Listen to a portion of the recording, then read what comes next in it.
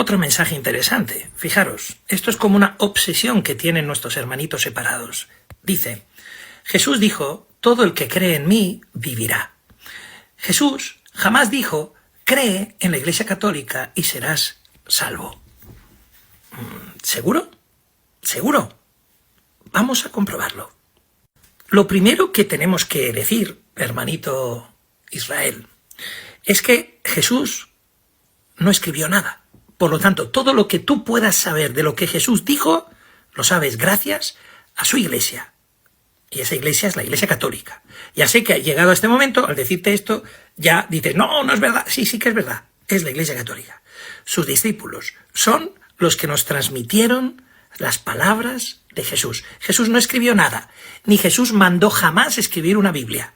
Jesús no dijo, vayan y escriban unos libros que yo les voy a inspirar desde el cielo para que eso sea palabra de autoridad máxima. Jesús no dijo nada de todo eso. Lo que Jesús sí que dijo es esto. Lucas 10:16. Quien a vosotros os escucha, a mí me escucha. Y quien a vosotros os rechaza, a mí me rechaza. Y quien me rechaza a mí, rechaza al que me ha enviado. ¿Quién es ese vosotros? Y tú dirás, los apóstoles. Muy bien. ¿Y qué iglesia es la que se fundamenta sobre el cimiento de los apóstoles? Efesios 2:20. Edificados sobre el cimiento de los apóstoles y profetas, siendo la piedra angular Cristo mismo, en quien toda edificación bien trabada se eleva hasta formar un templo santo en el Señor, en quien también vosotros, ¿quiénes son esos vosotros? Estáis siendo juntamente edificados hasta ser morada de Dios en el Espíritu. Jesucristo se identifica con su iglesia. Algo que de forma protestante se cargó de un plumazo es el concepto de cuerpo místico de Cristo. ¿Qué quiere decir? Jesucristo es cabeza y cuerpo. La cabeza es Cristo mismo y su cuerpo es su iglesia. Y su iglesia tiene nombre y apellidos. Hechos 11:26. En Antioquía fue donde por primera vez los discípulos recibieron el nombre de cristianos. Jesús le dijo a Pablo, antes de que se convirtiera al cristianismo, que ¿por qué me persigues? Cuando Pablo no perseguía a los cristianos, perseguía a judíos que eran herejes, que se habían separado de la creencia del resto del pueblo de Israel y habían creído que Jesús, aquel que murió en la cruz, había resucitado y estaban revolucionando al pueblo. Cuando va camino de Damasco, Dios hace esa maravillosa presencia del resucitado que le dice, ¿por qué me persigues? Pablo no perseguía a Jesús. Pablo creía que Jesús estaba muerto y enterrado, que era todo una milonga, que era todo mentira. Sin embargo, Jesús no dice, ¿por qué persigues a mis discípulos? Sino que dice, ¿por qué me persigues?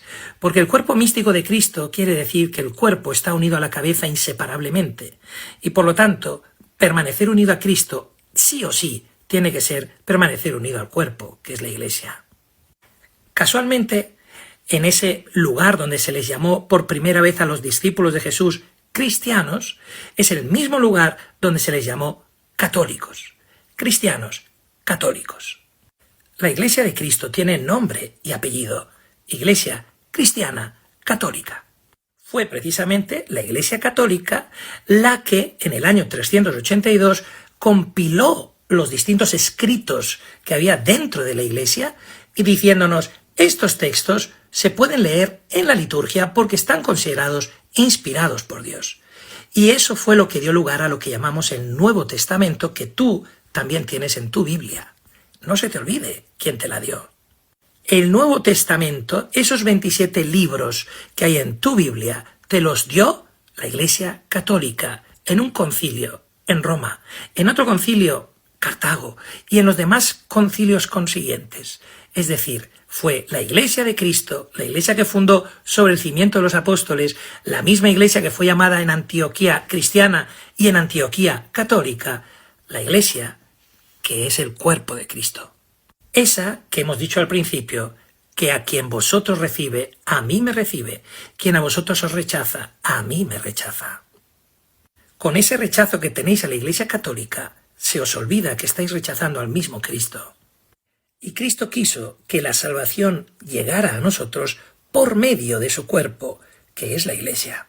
Este ejemplo lo he puesto ya varias veces, ojalá que sirva una vez más. Si yo ahora mismo tengo sed, es porque la cabeza me está diciendo, tienes que beber líquido.